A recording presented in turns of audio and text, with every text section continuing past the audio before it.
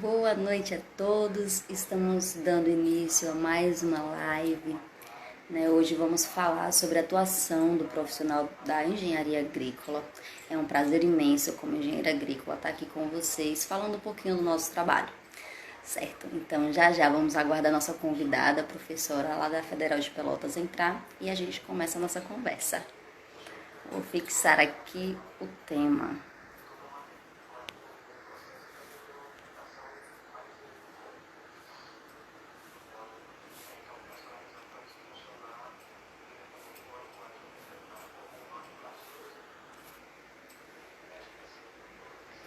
Boa noite, obrigada pela presença. Vocês aproveitam, podem estar colocando nos comentários, no decorrer da nossa conversa a gente vai lendo, tá certo? Obrigada, boa noite.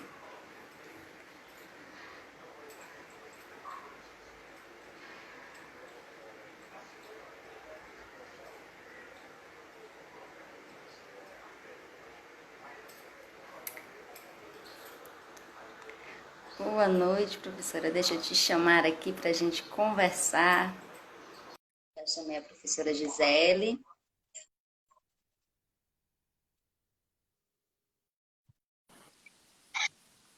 Oi, Ana Boa noite, Maria. professora. Tudo jóia?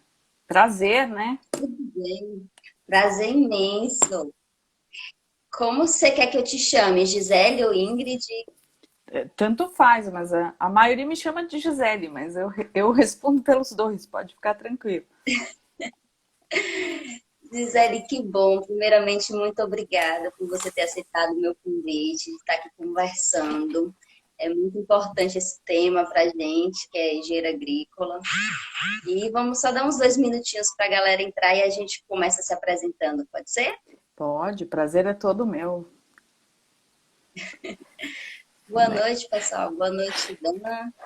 Ó, professor Thomas Daniel Pinheiro. Costa, um grande profissional da área de agricultura de precisão, desenvolve É vários mesmo. equipamentos, professor da Univasf, se eu não estou enganada e equivocada, e faz equipamentos sensacionais, medição de batimento cardíaco e temperatura que que são tão eficientes quanto imagem térmica, por exemplo, para conversão alimentar, para melhor conversão, né? É um profissional muito gabaritado, sempre falo dos trabalhos deles nessa área, né? Porque a gente precisa muito de sensor na área da gente. Engenheiro agrícola, né? Então, além de Que colega honra. aí, um grande profissional na área, é legal estar participando aí também. Que honra, seja bem-vindo. Obrigada pela presença, professor. Tem uma galera aqui, o pessoal, eu coloquei algumas perguntas, foi interessante a resposta deles, Gisele. Porque Ah, tem é? muita gente da engenharia agrícola comentando, falando que está gostando do assunto, que tem dúvidas sobre, então eu acredito que vai ser uma conversa muito válida. É legal, legal. Eu acho que o papel da gente, né, como engenheiro agrícola, né, engenheiras as duas aqui, mas também como da Associação Brasileira de Engenheiros Agrícolas, é esclarecer até as atribuições para os colegas, né, e também né, deixar bem claro, né, o papel da associação, né, o que a associação faz, essas dúvidas em torno também do conselho, né, do conselho. Eu acho que a gente pode bater um papo assim bem bacana sobre isso, e na verdade a gente tem muita coisa aí para comentar. Outro colega, o professor Roberto Liles, também detentor de várias patentes aí na área de equipamentos para agricultura familiar, maquinário agrícola, professor aqui do Departamento de Engenharia Rural da Faculdade de Agronomia Eliseu Maciel, outro grande Legal, colega seja aí da bem-vindo, área. professor. Só fera hoje, né? Que legal. Vocês podem contribuir com a gente colocando questões, a gente vai lendo, certo? E aí a conversa é aberta para todo mundo. Acho que já dá para a gente começar. Bem, eu vou começar me apresentando. Eu sou Ana Santos, sou engenheira agrícola aqui do estado de Sergipe e sou uma entusiasta em agricultura de precisão. E eu comecei a utilizar as minhas mídias sociais para falar um pouquinho sobre o trabalho do engenheiro agrícola e sempre criando esses momentos para chamar profissionais de diversas áreas para conversar um pouquinho. E hoje eu estou com a professora Gisele, certo, para conversar sobre a atuação do profissional da engenharia agrícola. Professora, se apresente aí para o pessoal. Então tá, sou engenheira agrícola, fiz mestrado na área de ciência e tecnologia de sementes, trabalhei na iniciativa privada com beneficiamento, exportação de sementes e depois voltei para o meu doutorado, fiz doutorado sanduíche um período fora. E aí passei então no concurso aqui para a Universidade Federal de Pelotas, né? Enquanto eu estava na iniciativa privada, eu entrei na Associação Brasileira dos Engenheiros Agrícolas. Hoje sou vice-presidente nacional. Nosso presidente é o Valmor Brit, né? Uma pessoa que luta aí pela engenharia agrícola há 20 anos. É uma pessoa sensacional, né? E a gente está, então, montando, ajudando o Valmor, né? A montar as associações estaduais, né? Aqui no Rio Grande do Sul, a gente está como presidente da Associação Regional, Seção Rio Grande do Sul, da ABAG, né? E a gente tem ajudado aí as associações estaduais, né? Então, seria muito bacana que a gente tivesse aí uma associação estadual aí de Sergipe, né? Porque temos Muito vários interessante. colegas formandos aí, né? Já formados aí em Sergipe. Eu acho que até vou botar o link.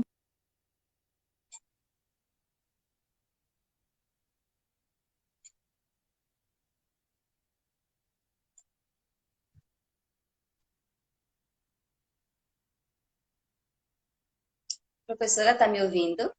Olá, William, boa noite. Acho que deu uma travadinha de leve, mas já já a gente retoma, sem problemas. Gente, vocês podem colocar dúvidas, sugestões e a gente vai lendo no decorrer da conversa. Tá me ouvindo, professora? Tô ouvindo, tô ouvindo. Eu saí? Deu uma travadinha de leve, mas já voltou. É muito importante falar sobre associação, porque se a gente quer falar sobre atuação, tem tudo a ver e é bom que as pessoas entendam para poder saber o que é que faz. E nem eu sei muito bem, viu? Vou aprender muito agora. Então vamos lá, né? Então a gente tem que esclarecer qual que é o papel do conselho, né? Primeiramente, né? Então o Conselho Federal de Engenharia e Agronomia e os conselhos regionais, os CREAs, eles são. Vamos iniciar antes, tá, Ana? Primeiramente, né? Por que há necessidade de profissões regulamentadas, né? Então, os engenheiros, né, têm a sua profissão regulamentada porque nós somos uma profissão que pode causar dolo ou dano, né? Então, profissões que têm essa probabilidade, né, de fazer dolo ou dano, elas têm regulamentações. E isso está, então, muito baseado, por exemplo, medicina, né? Médicos têm seus conselhos. Então, muitas profissões que têm o seu conselho, né? São profissões que têm que ser altamente reguladas, tá? O conselho é um órgão governamental, tá? Uma autarquia governamental para fiscalizar a profissão. Então, o conselho não é para cuidar dos engenheiros, muito menos dos engenheiros agrícolas. O papel do conselho é fiscalizar a profissão para garantir à população que esse serviço seja bem feito e que não haja dano ou dolo. tá? Então, a profissão de engenheiro é altamente regulada por causa disso. Então, há um grande engano, né, em pensar que o CREA, né, que é o regional, tem que cuidar dos nossos interesses. Não. O CREA não cuida dos interesses dos engenheiros. O CREA cuida dos interesses da sociedade, fiscalizando os engenheiros. Então, obviamente, né, que quando foi feita essa regulamentação, os engenheiros participam do conselho, né? E muito mais. Quem participa dos conselhos de verdade são as entidades de classe. Né? Então, o que é uma entidade de classe? É uma associação de engenheiros. Então, dentro, o Conselho de Engenharia e Agronomia, ele reúne milhares de profissões, né? Então, dentro do Conselho da Câmara, então são divididos em câmaras, e nós, os engenheiros agrícolas, Sim. estamos, na maioria, né, atualmente, na Câmara de Agronomia, junto com engenheiros de pesca, meteorologistas e os próprios agrônomos, tá? Então, obviamente que os agrônomos são em grande maioria, muito maior que os engenheiros de pesca, muito maior que os meteorologistas, muito maior que os engenheiros agrícolas. Para vocês terem uma noção, e aí eu espero que o meu presidente, Valmor Piste, não assista, porque eu nunca sei esses dados de cor, ele sabe esses dados de cor, mas vocês entrem no site do Confia e vocês confiram os valores exatos. Nós temos dentro do sistema Confia-CREA em torno de 100 mil agrônomos, tá? E a gente tem no sistema Confia-CREA em torno de 4 mil e poucos engenheiros agrícolas, né? Uma Então, diferença muito grande. a diferença é imensa. Então, quando as pessoas dizem assim, mas ninguém sabe o que é engenheiro agrícola. Realmente, nós somos muito poucos, né? E se, já falando como professora universitária, eu tenho grande expectativa, porque se a gente pensar, a gente tinha 4, 5 grandes escolas, né? Então, Pelotas, no Oeste, E só Cascavel, Paraná, Viçosa e Lavras e Campina Grande, né? Vamos dizer assim. Eram as universidades que tinham aí nas 3 primeiras décadas, né, da nossa história. A gente está em torno de 48 anos, né? A engenharia agrícola foi fundada no Brasil em 1972, né? Tem uma professora aqui, nossa, professora Maria Laura Gomes Silva da Luz, que está até escrevendo a história. Depois eu posso mandar para vocês um link do livro dela, que conta aí a história, né, do curso de engenharia agrícola, né, e do centro de É uma engenharia. dúvida, né? O pessoal pergunta como que surgiu o curso da engenharia agrícola? Se teoricamente a agronomia daria conta, por que que surgiu? É interessante, sim. Vamos contar um pouquinho isso, então. O que aconteceu? Como é que aconteceu a engenharia aqui no país, né? Resumidamente foi assim: Dom João veio, né, fugido lá do Napoleão. Disseram para ele que aqui era a melhor colônia existente. Ele chegou aqui, tinha nada de infraestrutura, né? Aí ele, não, gente, precisa de infraestrutura. Então ele fez a engenharia militar, porque eram os militares, né, da colônia, né, o sistema militar que fazia parte de engenharia. Bom, a demanda era tanta, a colônia era tão grande que somente militares não era possível atender. Então, se fez a engenharia civil, que eram os engenheiros não militares, né? Então, ou os engenheiros militares ligados, né, ao exército da época colonial, e os não militares, que eram os engenheiros civis. Depois disso, então, veio essa demanda. Ainda há engenheiros militares, essa formação, né? Aí veio a demanda, então, dos engenheiros agrônomos, vamos dizer, né? A produção agrícola se necessitava muito, veio os engenheiros agrônomos. Naquela época, né, a necessidade de produção era muito maior do que a própria estrutura, né? Então, vamos na era colonial.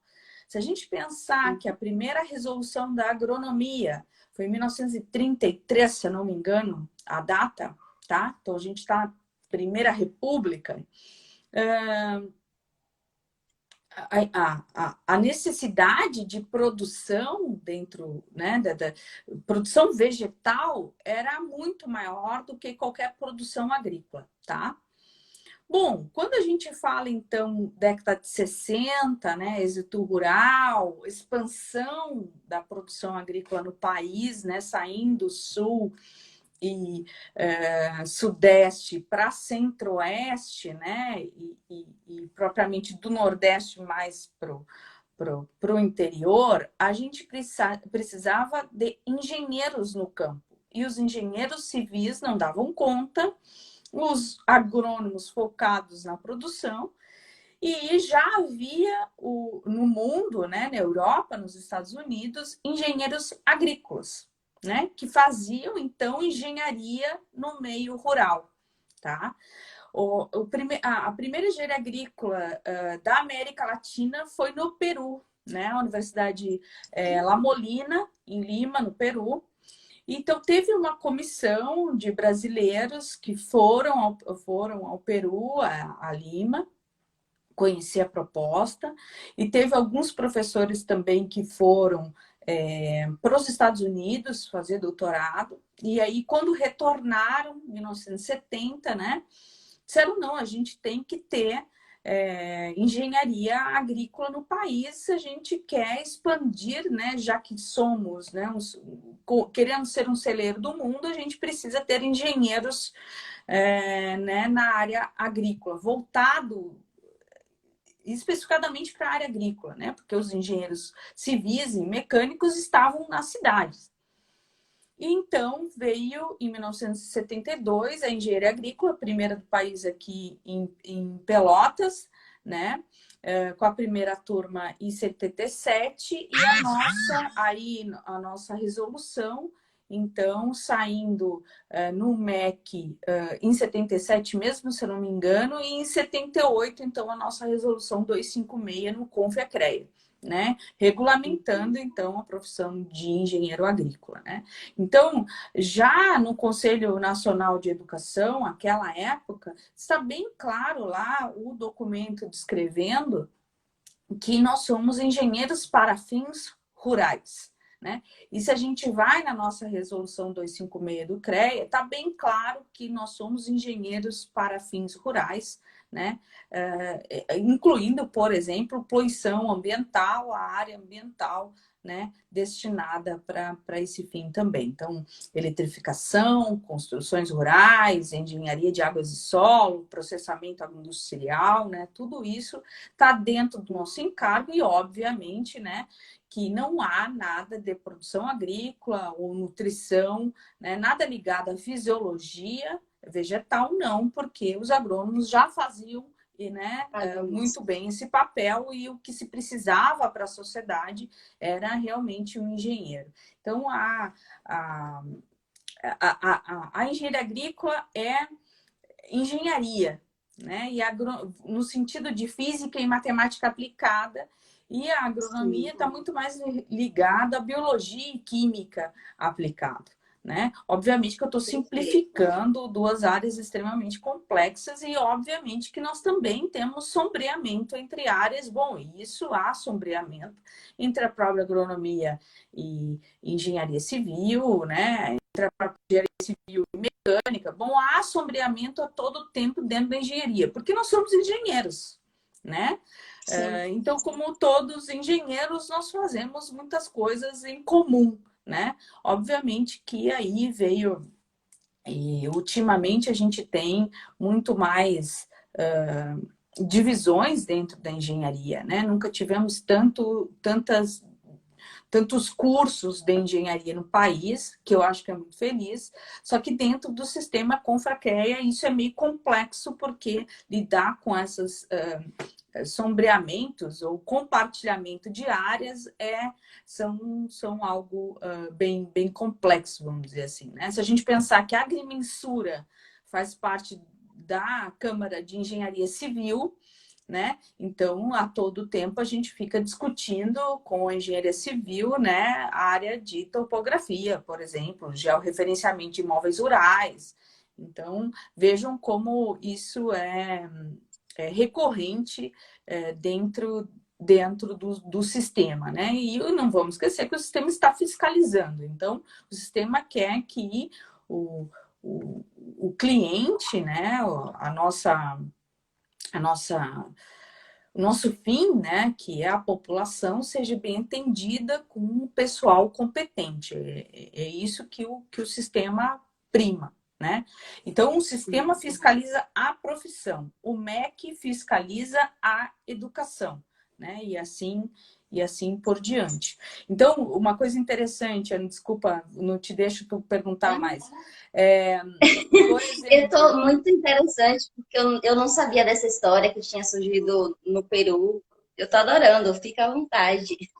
não, a gente tem que pensar, por exemplo, né, que o MEC ele cria um curso com nome tal e é um bacharelado. Então vamos pensar assim, vamos fazer uma analogia aí com os advogados, né? Então você é bacharel em direito. Você só vai ser advogado na hora que você entrar na OAB. Eles têm a prova da ordem, né? Que é a Ordem dos Advogados do Brasil, né? A gente não tem prova ainda. Tem há muito tempo se discutido uma prova ou não. Agora está sendo discutido uma acreditação do profissional, não necessariamente uma prova, né? Mas o sistema é bastante relutante, porque nós vamos fazer milhares de provas, né? Porque é bem diferente. Mas nós somos bacharéis em engenharia agrícola. A gente só vai receber o título de engenheiro agrícola na hora em que a gente tiver o registro profissional no CREA. Sim. Professora, você falou muito da fiscalização. E quem é que cuida dos interesses de fato do engenheiro agrícola?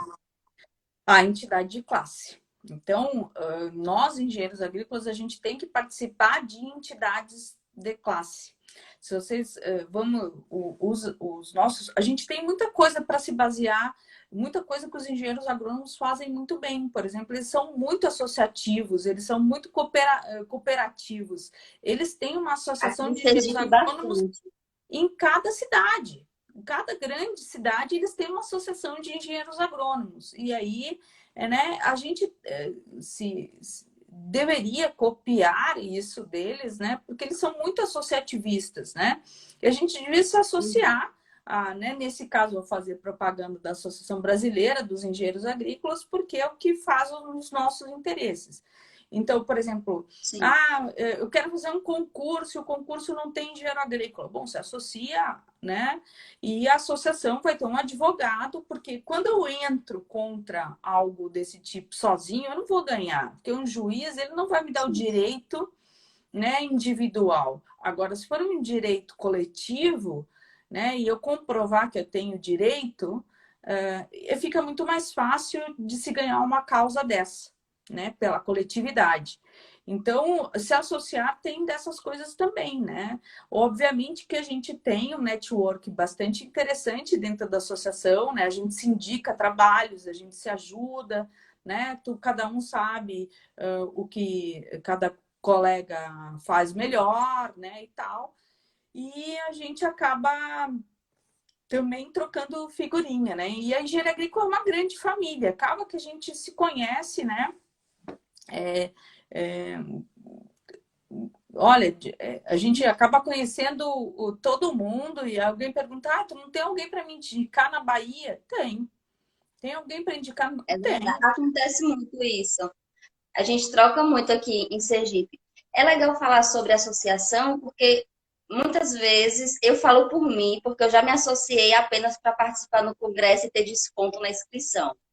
Então é interessante falar um pouco, porque a gente vai entender o porquê das coisas. E acaba que depois que passa esse período de universidade, você não mantém esse vínculo com a associação. Eu não sei se acontece Bom, só vamos aqui lá. ou se é Não, evidente. a associação que tu está falando, tu deve estar falando da SBEA, né? Que é a antiga Isso, é Sociedade diferente. Brasileira de Engenharia. É diferente. Lá é uma sociedade científica. tá? Que também a gente faz todas as nossas, como tem o nome de engenharia agrícola, todas as nossas assembleias gerais anuais é feito durante o CONBEA, que é o Congresso Brasileiro de Engenharia Agrícola. Mas ela não é uma associação de classe, ela é uma associação científica. A SBEA, a ABAG é uma associação coletiva, de entidade de classe. Então, é um pouquinho diferente. A gente trabalha em conjunto, né? Os nossos presidentes trabalham em conjunto, mas, por exemplo, a SBEA tem engenheiros agrônomos, engenheiros de controle de automação, ela é uma associação classes, Não é só da engenharia não é agrícola. só da engenharia agrícola, é todo mundo que trabalha nessa área que é a engenharia agrícola. Então, que interessante, né? Nós somos uma área multidisciplinar, né?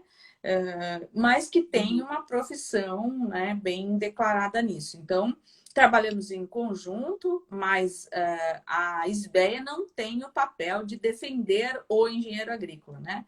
Ela faz o papel de sociedade científica, que é promover, né, a questão científica dentro da engenharia agrícola, né? E acho que faz muito bem, porque nós temos a Revista Brasileira de Engenharia Agrícola, né? Que agora vai ser comandada pela professora Tereza Cristina, que é uma engenheira agrícola da Unesp Jaboticabal, né? Então é legal, temos uma mulher aí né, na revista científica, e a própria SBEA pega também demandas da gente. Por exemplo, vai ter agora no Congresso Brasileiro de Engenharia Agrícola uma mesa redonda de mulheres na engenharia agrícola, né? E até teremos homenagens, tem que homenagear a professora Juliana Lobo, da Universidade Federal Rural do Rio de Janeiro, que teve a ideia, né? Chamou mais engenheiras agrícolas aí para discutir, e vai ter até homenagens para, por exemplo, nem sei se eu posso contar, mas vou contar já, né? Dá um spoiler. Eu vou dar um spoiler, a Juliana vai me matar aí. A primeira engenheira agrícola, né, formada no país, a doutora Ilá Correia, que trabalhou no Instituto Agronômico de Campinas, primeira mulher a trabalhar na área de mecanização agrícola e máquinas agrícolas no país. É uma pessoa sensacional, do qual motiva muitas mulheres a trabalhar na área de máquinas, né? Então, acho que é uma bela homenagem aí que a SBEA está fazendo, né, para essa pesquisadora, né? Trabalhou tantos anos nisso, né? Então, acho que nós estamos trabalhando em conjuntos, mas dentro do sistema Confiacre, quem faz esse papel fortemente a ABAG, através do nosso presidente, Valmor Pritt, que está lá, né? Hoje em dia ele coordena até o CEDEM, né? Que é o Colégio de Entidades Nacionais. Por exemplo, o Valmor fez esse trabalho de atualização do Código de Ética Profissional dos Engenheiros, né? Se vocês forem ver, ele que assina o Código de Ética aí, que acho que foi 2 anos atrás, foi renovado, 2018. E então a gente tem, né, através do trabalho do Valmor, da entidade nacional, um trabalho muito forte aí da Associação Brasileira dentro do próprio sistema, né? Porque o sistema também tem que nos reconhecer, né, como engenheiros, e a importância que a engenharia agrícola faz dentro do sistema. Seria correto afirmar que, ao participar de uma organização como essa, a gente contribui também com as estatísticas para mostrar, ou isso não influencia? Sim, fortificaria o grupo em si? Sim, De profissionais para você entender, Ana, se a gente tivesse aí no Sergipe uma ABAG reconhecida, CNPJ, com 30 engenheiros agrícolas aí registrados, a gente teria um assento na Câmara de Agronomia do CREA Sergipe. E muita coisa que é decidido dentro da Câmara de Agronomia dá impacto em cima de atribuição. né? E se Muita. né? Então, se a gente não tem representação dentro do sistema, a gente não adianta dizer, ai, porque o CREA só cobra anuidade, não faz nada. Não, a gente tem que participar do sistema, né? O sistema, a gente tem que participar do sistema, tem que dizer para o sistema o que a gente é formado. Muitas vezes os colegas não sabem da nossa formação, não sabem da nossa do nosso currículo, eles não entendem, né, o nosso papel. E outra coisa, nós não somos concorrentes dos agrônomos, muito pelo contrário, nós estamos para contribuir, né? O colega agrônomo nos enxerga, ele é um grande companheiro de trabalho, né? Então, a gente colabora com a área agrícola, né? Então, eles também nos veem com outros olhos, porque senão eles vão achar que a gente está atrapalhando aí, ou roubando uma determinada área, né? Ou concorrendo, né? Outra coisa, por E a exemplo, ideia é não que é essa. a ideia não é essa, muito pelo contrário, né? Eu acho que a gente só vai conseguir manter, né, a agricultura brasileira no patamar que estamos quando se a gente tiver num trabalho disruptivo, né, em trabalhar com coisas que gerem inovação, né? E para isso a gente precisa ser multidisciplinar. Nós sozinhos não vamos conseguir fazer isso. A gente precisa de mais colegas, colegas da ciência da computação, colegas da automação, da eletrônica, enfim, né, da Hum. aeronáutica, né? Podemos citar Sim, aí tem tudo a ver. né? Se não estivermos em conjunto, nós não vamos ser disruptivos e não vamos avançar na agricultura, né? Como da maneira que a gente avança, né? Então, acho que tem que ser uma construção coletiva, né? E, então, por exemplo, né? Quem faz a tabela de honorários? Quanto que eu cobro por determinado serviço ou não? Né? Muitas vezes é a associação, a entidade de classe que faz isso. Se juntam os colegas e vamos fazer um patamar aqui, porque o pessoal que está se formando não sabe, né, quanto custa, pode colocar um preço abaixo no mercado e fazer Eu um tive dumping muito essa off, dificuldade. né? Então, a entidade está aí para colaborar também, né? Então, networking, honorários, ajudas, por exemplo, com contador, com advogado, enfim, né? A entidade pode fazer vários desses papéis, até porque nós somos profissionais liberais, né? A maior parte das vezes, e cada vez mais, né? Acho que a gente tem que ser um profissional liberal, né? Pensar que vamos trabalhar numa multinacional ou vamos trabalhar, ser empregado de alguém. Sim, podemos ser, mas os engenheiros em si, né, têm na sua formação básica ser profissionais liberais. Né? E muitas vezes a gente não é formado para isso, né? Então tem que ter um apoio para o empreendedorismo, né? Como é que eu inicio, aonde eu consigo suporte financeiro, né? Então, se é uma associação forte, pode ter uma sala, que pode ser um coworking, né? Pode Uhum. conseguir, por exemplo, né? O próprio sistema Confiacre tem as associações de assistências né, financeiras, que são a mútua, por exemplo, né? Que fazem financiamentos com juros baixíssimos para quem é engenheiro. Né? Então, muitas vezes as pessoas não sabem disso, né? Então, Não uma sabem. parte da anuidade ou do valor da anotação de responsabilidade técnica vai para essa caixa de assistência justamente para ajudar os engenheiros, né? Então, vamos dizer assim, a gente faz coisas de alto risco. Muitas vezes a gente precisa de um seguro, tá? Então, Uhum. vá aqui, eu faço uma obra, uma ponte, né? E por determinada coisa lá, a execução foi, a ponte caiu e eu vou ter que pagar, indenizar alguém. De onde que eu vou tirar esse recurso? Então tem que ter um seguro. E como é que você paga esse seguro? Né? Então, na verdade, estou dando um exemplo muito forte aqui, né? Mas há várias coisas que precisam ser financiados, né? Primeiramente, outra coisa é, por exemplo, a aposentadoria, né? Tem que pensar um profissional liberal tem que ter uma previdência privada, porque a previdência pública não vai nos Quem tem essa manter segurança? depois, né?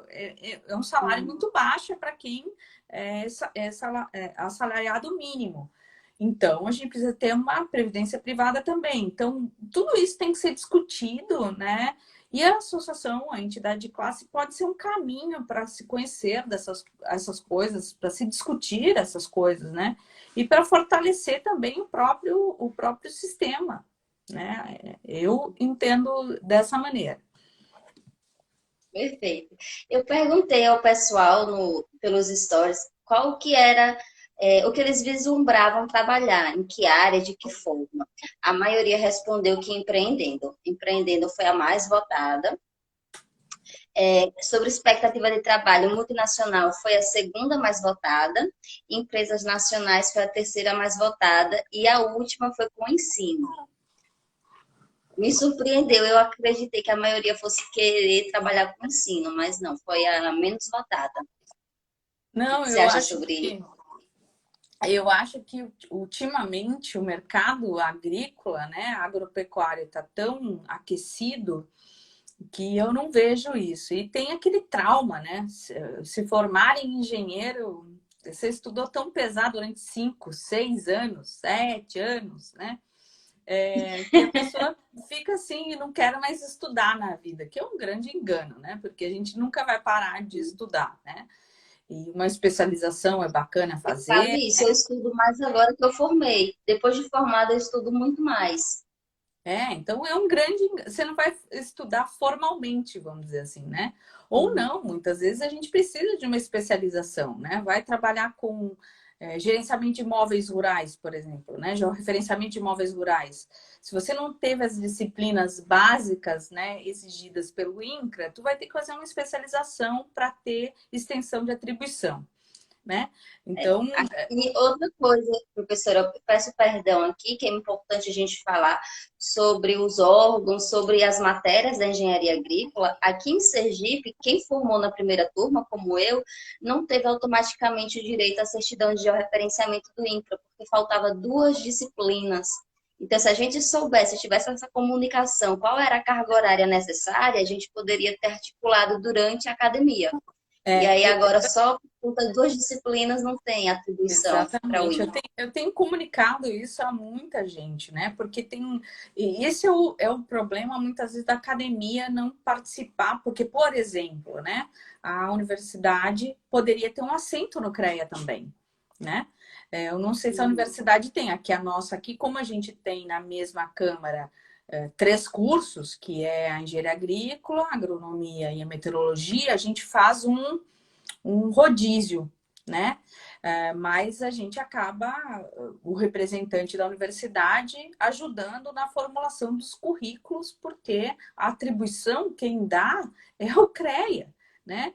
E ainda bem que tem essa resolução 1073 do CONFEA-CREA, que na verdade está baseado no currículo da gente. Então a gente pode pedir extensão de atribuição baseado no currículo. Então chega e diz, olha, eu fiz isso e isso no currículo e eu quero trabalhar nessa área, preciso estender essa minha atribuição baseado nisso, né?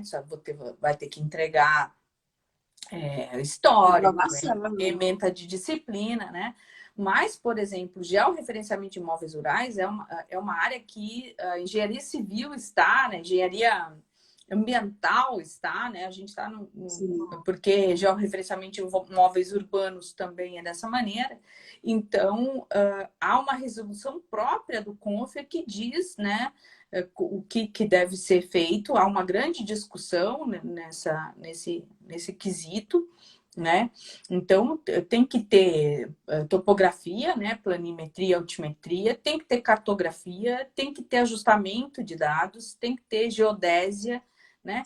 Então, Sensoriamento remoto. sensoramento remoto. Então, por exemplo, aqui na Federal de Pelotas, a gente tem topografia 1 e 2, planimetria, altimetria, a gente tem sensoramento remoto, mas a gente tem como optativa cartografia e geodésia e ajustamento de dados. Então, o pessoal faz essas três disciplinas a mais para trabalhar na área específica. Então, é o que a gente tenta comunicar isso a todo tempo. Então, cursar disciplinas. O legal quando a gente é estudante, a gente deveria descobrir as áreas que a gente não quer, né? É mais fácil descobrir as áreas que a gente não quer trabalhar. Então, tá bom, faz o que é obrigatório, tá bem. Mas as áreas que a gente não sabe, a gente deveria fazer disciplinas optativas ou eletivas, eu não sei como chama aí. Até porque depois a gente pode pedir extensão de atribuição nessas áreas também, né? Então, tem que ter um número, obviamente, né? Para quando a gente está dentro da mesma câmara e a gente cursa várias disciplinas e tem um volume X de carga horária, a gente chega para a câmara e pede extensão de atribuição nessa área, né? Desde que tu tenha conhecimento. Vai ser um profissional habilitado se você tem competência naquela área. Então, tu tem que provar a sua competência através de curso. Sim. Então, é bem a gente também, mas funciona. a gente também pode fazer isso através de cursos de pós-graduação, né? Então, eu curso um curso de pós-graduação e depois eu protocolo isso no CREA, né? Para ficar junto com o meu currículo e também peço extensão de atribuição e a Câmara vai verificar até onde atua o teu curso, né? E esse curso a mais vai poder te dar atribuições a mais ou não. Eu fiz isso com o curso de aerolevantamento. Quando eu comecei, aí depois que eles cederam essa parte de atribuição, aí eu comecei a ministrar curso de aerolevantamento. Porque aí não tinha na minha grade na época. Tinha algumas disciplinas relacionadas, mas não específicas. Então, aí eu fui lá e solicitei. É bem legal. É interessante falar muito sobre atribuições, porque tem muitos engenheiros já finalizando o curso que não sabem claramente o que é que engenheiro agrícola ainda pode fazer. E aí, conversando no Instagram com o pessoal, eles falam bastante. E outra coisa, fugindo um pouquinho, essa representatividade feminina. Tem muitas mulheres que falam que querem desistir porque é muito difícil, não consegue estágio, não consegue trabalho. Então, é bem legal conversar um pouco Vamos falar sobre um isso. pouquinho disso, né? O que acontece com as meninas, né? O que acontece é que, bom, vamos falar, né? Todo mundo diz assim, a área agrícola é muito conservadora. Realmente é. Mas a área de engenharia é tão ou mais conservadora. Se a gente for ver os números, né, Ana? A área agropecuária, ela consegue agregar mais mulheres que a área de engenharia pura. Então, as engenheiras mecânicas, ou as engenheiras eletricistas, elas apanham mais do que nós, tá? Isso não é para deixar a gente feliz, é para a gente ser empática com as colegas, né? Porque temos os mesmos problemas, né? Obviamente, né, que uma empresa, por exemplo, trabalhar numa companhia elétrica, né, que vai ter um setor de estágios, vai ser mais fácil porque tu mora na cidade e vai lá no teu estágio. E o que acontece na área agrícola é que muitas vezes tu tem que morar na fazenda ou no lugar que é longe. E aí, então, as empresas ficam muito receosas porque geralmente são dormitórios coletivos. E aí teria que se fazer um dormitório só para as meninas, e aí eles não querem ter seria um custo a mais e tal, não sei o quê. Mas, contudo, entretanto, né, a gente tem visto empresas aí fazendo seleções para mulheres, exclusivas para mulheres, né? Eu vou dizer uma empresa que é daqui do Rio Grande do Sul, mas está em todo o país, que é a SLC Agrícola. A SLC Agrícola procura constantemente mulheres para trabalhar com processamento de algodão. Eles querem coordenadoras de algodoeira. Eles dizem que o perfil da mulher para coordenadora de algodoeira é mais indicado, eles já fizeram vários estudos, eles procuram incessantemente, né, mulheres que conheçam, né, o processamento de algodão. Por que isso? Porque algodão, né, a gente tem a questão de princípio de incêndio a todo momento, desde a lavoura até o processamento, né? Então, é extremamente criterioso. Outra coisa é que o produto, né, ele é muito delicado. Então, tem que ter um cuidado no processamento, porque senão você desclassifica o produto durante o processamento. né? Então, tu tá fazendo a pluma, né? Se as serras estão mal calibradas, tem um atrito, vai mudar a cor, vai quebrar, vai fazer fibra longa se tornar curta. E aí, então, as mulheres são bastante detalhistas, né? São muito criteriosas, e eles viram isso que Nova Zelândia, Austrália, todas são coordenadoras de algodoeiras, são mulheres que são coordenadoras. E aí eles trouxeram isso para o Brasil, só que eles têm muita dificuldade para encontrar. Né? A SLC também, na seleção, ele tem muitas meninas na área de manutenção e de máquinas. Né?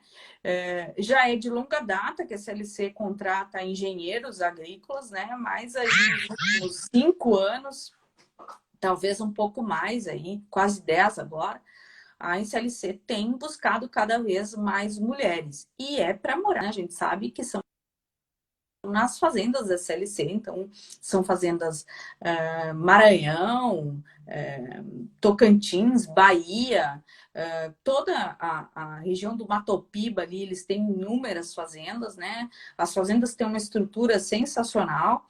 E você começa como estagiário e pode ir para trainee, né? Na seleção de trainee, né, dos formados, quem estagiou lá tem uma grande chance também, né?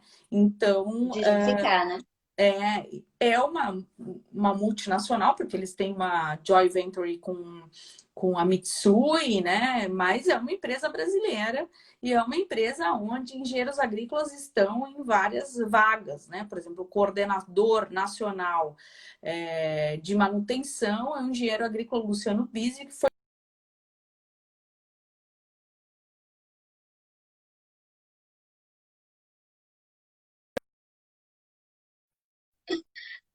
um colega que está lá, né? Então está há bastante tempo lá, né? E a gente pode dizer aí, né? Na área de máquinas agrícolas, né? Temos o Paulo Hermann, né? CEO da John Deere, que é formado aqui no FPEL, o ex-CEO da Massey Ferguson, né? O Amilcar Centeno, também formado aqui, né? Então, na verdade, a gente tem mulheres, né? E lá Correia, né? Pesquisadora na área de máquinas do Instituto Agronômico de Campinas, e a gente pode dizer vários colegas aí, né? Com cases de sucesso, né? Em vários locais. A questão toda não é ser mulher ou não, né? Tem essa questão do estágio. Se a gente vence essa questão do estágio, a gente já está na frente. Tem a questão da profissão. Primeiro vão te perguntar o que é engenheiro agrícola, e tu vai ter que explicar, porque tem 100 mil agrônomos e tem 4 mil engenheiros agrícolas, a gente vai ter que explicar. Eu estou muito convencida agora com esses quase 40 cursos que a gente tem, né? A gente vai ter um boom de engenheiros agrícolas aí logo, logo, né? Formados, e isso vai diminuir um pouco, mas nós nunca vamos chegar.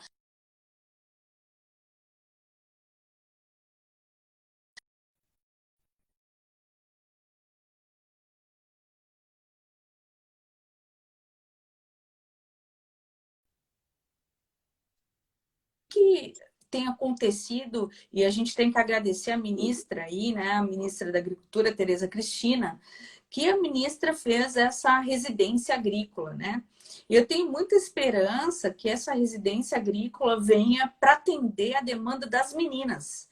Porque aí a empresa vai dizer assim, pois é, menina. Não, mas espera aí, o Ministério da Agricultura vai pagar essa estagiária para ti. Eles vão querer, né?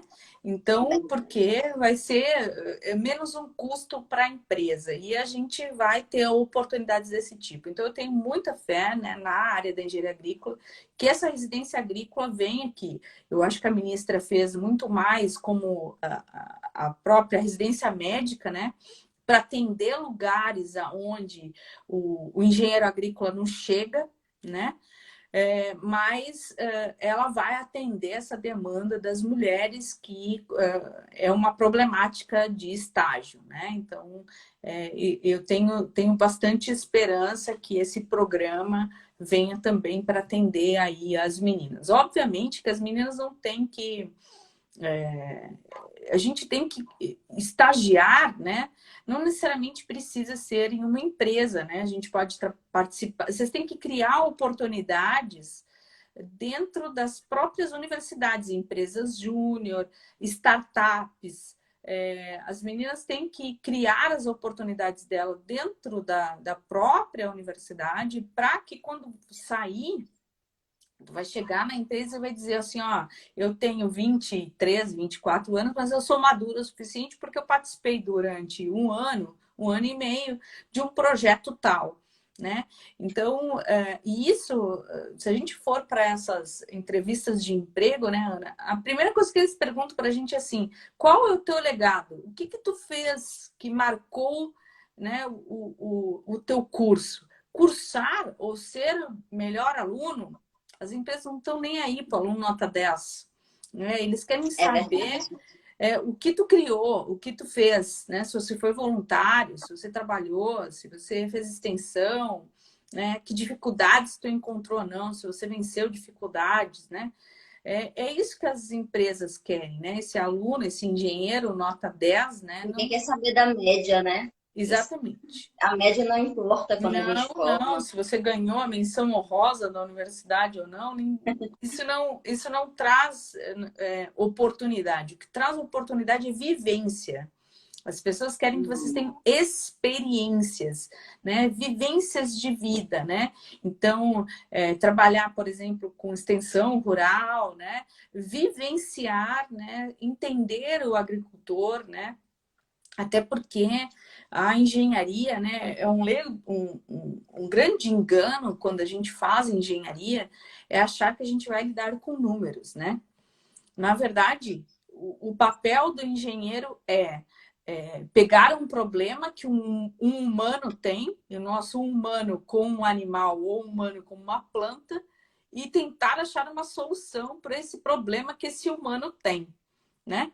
Então, lidar com pessoas, gestão de pessoas é algo que a gente precisa ter, a universidade não dá. Esses soft skills, que são chamados aí pelo pessoal de RH, é algo que a universidade não vai dar e nós somos extremamente cartesianos, né? Então, a gente tem, né? Então, a gente é criado assim no sistema extremamente cartesiano, que nos prejudica até quando a gente vai para o mercado de trabalho, porque o mercado de trabalho não quer alguém tão fechado, quer alguém que tenha amplitude. O legal do engenheiro agrícola é que a gente tem várias áreas e a gente consegue enxergar o todo, né?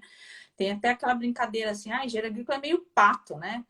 Não nada, não voa, não, né? Ou faz de tudo um pouco, né? Mas As isso pessoas se surpreendem quando eu falo as coisas que eu atuo, porque são coisas tão distintas. Ah, mas você trabalha com máquina, eu sou instrutora de operação de máquina, eu trabalho com drone, eu trabalho com georreferenciamento, sim, com irrigação. Eu falo, mas é isso, o engenheiro agrícola tem uma formação muito dinâmica, muito multidisciplinar. E mais, você falou agora das mulheres da residência, da engenharia agrícola de Sergipe, só foram mulheres. que Só legal. mulheres passaram na residência agrária.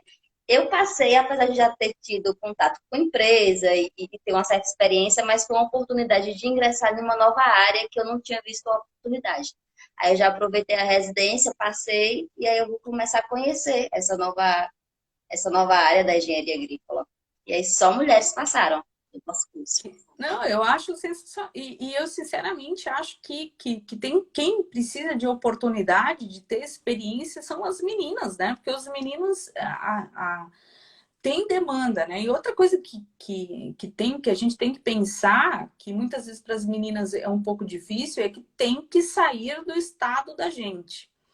Essa coisa assim, santo de casa não faz muito milagre, né? Então a gente vai lá no estado do outro, aprende lá, cresce 5 anos, aí quando a gente volta para casa, parece que as pessoas dão mais valor para a gente, né? Agora tem experiência, trabalhou 5 anos lá na Bahia. Que legal. Poderia ter trabalhado aqui, mas na agricultura tem um pouco disso, né? Você tem que criar uma carreira para ter uma certa valorização, né? Então eu digo muito para os meus alunos, vivenciem 5 anos e depois vocês voltam. Porque Ainda mais, né, que a oportunidade de emprego está na fronteira agrícola, vamos dizer assim, né? O termo não é correto, porque parece que a gente está desmatando, mas não é isso, é oportunidades. As oportunidades estão aí na região norte, nordeste e centro-oeste, né? Centro-oeste menos ultimamente, né? Mas só para você ter uma ideia, Ana, onde tem mais engenheiros agrícolas registrados no sistema Confe-Acrea é o estado de Goiás. Goiás tem quase 600 engenheiros agrícolas, é onde tem mais engenheiras agrícolas no sistema Confe-Acrea, é o estado de Goiás. Né? Então, estados muito tradicionais como Minas, Rio Grande do Sul, até mesmo São Paulo, com a Unicamp, né? Não tem tantos engenheiros agrícolas no sistema e nem tem tantas mulheres engenheiros agrícolas. Então, a oportunidade de trabalho está aí para cima. Né? Então, vocês estão sendo privilegiados. A questão toda é estar preparado, né, para encontrar aí o cavalo encilhado e pular em cima da oportunidade. E não vamos esquecer, a oportunidade não é só em empresas, é consultoria, né? É ajudar as pessoas. Muitas vezes as pessoas querem uma ajuda momentânea, né? Eu preciso solucionar este problema. Soluciona o problema, né? E ele vai te indicar para outro que tem um problema semelhante. Então, ser engenheiros autônomos, né, é uma grande aí oportunidade. É verdade. Eu digo que foi o tempo mais feliz quando eu aprendi a empreender, porque eu descobri um novo universo paralelo. Mas é importante também você trabalhar em alguma outra empresa, você pega experiência, eu passei por isso. Eu tive muita experiência por meio de estágios, eu fui monitora de topografia por 2 anos. Então, eu queria, assim, que, só para clarear com sua experiência, como que os colegas podem adquirir experiência? Porque às vezes eles reclamam, ninguém dá oportunidade. Aí parece que a gente está voltado apenas com aquela experiência de você trabalhar em algum lugar específico. Não, O que é que você acha sobre isso? algo que aconteceu com a gente. LinkedIn, procura aí engenheiros agrícolas e vejam quantos engenheiros agrícolas tem. Deve ter mais de 300, sei lá, não sei o número exato. Né? E vejam o que os colegas estão fazendo. E peçam estágio para os colegas. Tem colegas autônomos aqui, a gente tem aqui em volta, aqui tem um colega que trabalha com projetos agroindustriais, que sempre tem um estagiário com ele. Tem um colega que trabalha com micro e macro drenagem aqui. Sempre tem ele tem sempre quer estagiário, né? Porque para ele, como autônomo, é mais fácil, né? É menos oneroso, né? E ele sabe, ele não precisa treinar, né? Então, ele já, o colega, né? O futuro colega ali, aluno naquele momento, ele já vem treinado, né? É muito diferente de pegar alguém no mercado, né? E que tu vai ter que treinar, né? Então, muitas vezes os colegas autônomos querem estagiários, né? Sim, Então, eu se digo que a oferece. minha meta é aumentar o número de estagiários para esse ano e fazer pelo menos uma contratação de engenheiro agrícola. Eu vou trabalhar muito para esse ano conseguir fazer isso. Eu não sei se na Federal de Pelotas pode, mas aqui em Sergipe tem uma coisa chamada de orientação profissional. Algum engenheiro agrícola pode pegar um aluno e fazer essa orientação dentro da própria faculdade. E aí começa a auxiliar. Então, assim, normalmente quem quer aprender um pouco sobre drones me procura. Então, assim, é possível. E LinkedIn é muito importante. Eu fiz muitos contatos. Você foi um deles. Tem o pessoal de fora do Brasil. Obrigado, Álvaro, Alberto, que estão aqui, o pessoal lá do México. Então, assim, LinkedIn tem outras opções, porque precisa abrir a mente para pensar um pouquinho o que é que dá para fazer, porque as coisas mudaram, estão mudando e a gente vai se adaptando, não Se é a gente verdade? pensar, né, Ana, tem que na minha época era muito pouco expressivo, porque era muito longe um curso do outro, é a Federação de Estudantes de Engenharia Agrícola, né, a FEAGRE, que tem a Federação Latino-Americana de Engenheiros Agrícolas, né, tem até o Congresso, a CLIA, né, o Congresso Latino-Americano de Engenheiros Agrícolas, que tem várias oportunidades aí, né, de conhecimento, de troca de experiências também, né? Outra coisa que é um tanto óbvio, né? Carteira de motorista, né? Porque engenheiro agrícola sempre vai ter que se locomover, né? E inglês, inglês técnico é meio básico hoje em dia, porque os equipamentos são, né? Em escrita, muitas vezes em inglês, os próprios manuais. E eu tenho outra língua que eu tenho pego no pé da turma bastante, que é programação.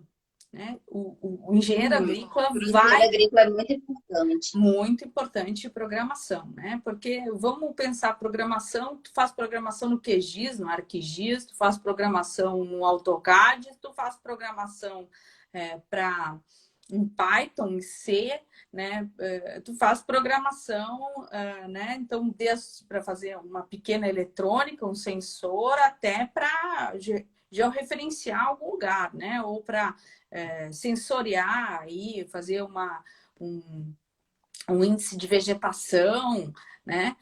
Então, tem que saber programação mínima, porque, mas eu vou ser programador? Não, não vai ser programador, mas tu vai ter que, muitas vezes tu vai ter que contratar um Falar cientista a da mesma língua computação. das pessoas que vão programar para você, não é? Exatamente, exatamente. Muitas vezes a fazenda te pede algum tipo de processo, né?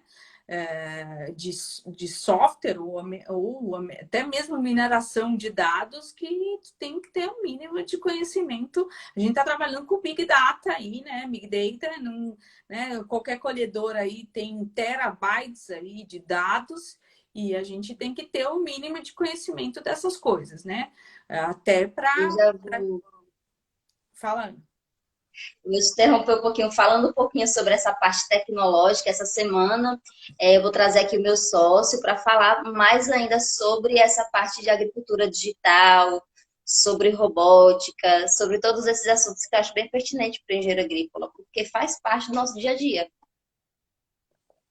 E é a área que a gente vai ser mais chamado, né? É É verdade. a área que a gente se diferencia, a área que a gente é engenheiro, de verdade. A gente é menos agrônomo, né? Então, É verdade. então é a área que a gente está para contribuir para a agricultura. Então, a gente tem que entrar. Isso Falta é. muito sensor na área agrícola, né? Então, eletrônica embarcada em trator, em maquinário, enfim, a gente tem que ter um mínimo de conhecimento disso. E é isso que vai fazer a gente ajudar, né, a agricultura brasileira a ir vir, né? Então, essa questão da conectividade, eu acho que eu não É muito vejo um importante. engenheiro de telecomunicações resolvendo o problema de conectividade do país, né? Do interior do país. Mas será que o engenheiro agrícola não pode ajudar, né? Ao engenheiro de telecomunicações a solucionar a conectividade no interior, né? Então, será que quando o 5G entrar efetivamente aí, a gente tem que saber disso, tem que entender como é que vai funcionar, porque os clientes vão estar aí, né, precisando disso, né? A mesma coisa ocorre com energia, né? A gente precisa de energia. A mesma coisa ocorre com saneamento rural, né? Saneamento, a gente sabe que o nosso interior está sendo contaminado por nós mesmos, né? Por e soluções pequenas e baratas, né? Então, a gente Sim. pode solucionar o problema de saneamento rural, mas a gente tem que se Eu acho que essa colocar parte de saneamento pode até ser um tema, professora, depois, porque vai ser a tese do meu mestrado. Então, no segundo momento, eu quero até te mostrar as ideias que a gente está tendo e quem sabe a gente aprofunda um pouquinho mais ela, porque eu acho muito importante falar sobre saneamento. Mas, assim, agora o tempo está acabando, eu queria que esses 2 últimos minutinhos você passasse algum recado final para a galera. Tá certo que o Instagram já está já está te notificando. avisando aí. Não, então, assim, É, Ana, a engenharia agrícola é um emprego do futuro, né? A área da engenharia agrícola está bombando aí, né? Vocês escolheram a profissão correta. Sintam-se abraçados aí e entrem em contato, é abeag.org.br, né? Nesse primeiro momento nos conheçam e depois conheçam os colegas que estão em torno de vocês aí. Ficamos à disposição para conversar, né? Num momento oportuno. E quem quiser conhecer mais um pouco do meu trabalho é @labagrotech, no Instagram ou no YouTube aí, procura a gente lá. Eu vou postar, gente, no meus stories os endereços da professora para vocês pesquisarem mais um pouquinho, certo? Professora, muito, muito obrigada pelo espaço, por estar conversando. Eu aprendi muito. Amanhã eu vou pesquisar mais um pouquinho sobre a associação, eu não sabia, mas é importante falar sobre esses temas. Obrigada pela representatividade. Para mim, como mulher, como engenheira, é bom ter alguém para me espelhar. E ver que é possível. Você é mãe, é um sonho meu também. Eu fico imaginando que dá para administrar tudo. Então, para mim, é muito bom ter essa referência, certo? E a vocês, muito obrigada por estar aqui com a gente. Sucesso, Ana. Obrigada. Tchau, tchau.